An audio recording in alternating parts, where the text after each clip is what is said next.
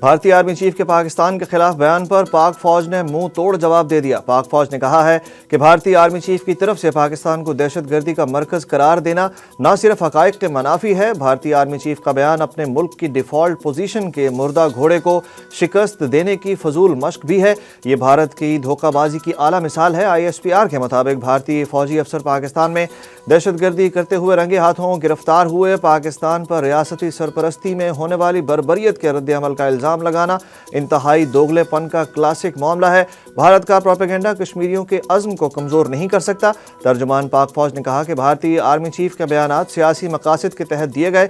بھارتی army chief کے remarks Jammu Kashmir میں بھارتی جبر سے توجہ ہٹانے کی کوشش ہے۔ بھارت میں اقلیتوں پر ظلم و نفرت انگیز بیانیے عالمی برادری سمیت سب پر آیا ہے۔ بھارت میں مسلمانوں کے خلاف نسل کشی کے منصوبے عالمی برادری کے سامنے بے نقاب ہو چکے ہیں۔ بھارتی آرمی چیف کی غیر ذمہ دارانہ گفتگو حقیقت سے بالکل برعکس ہے۔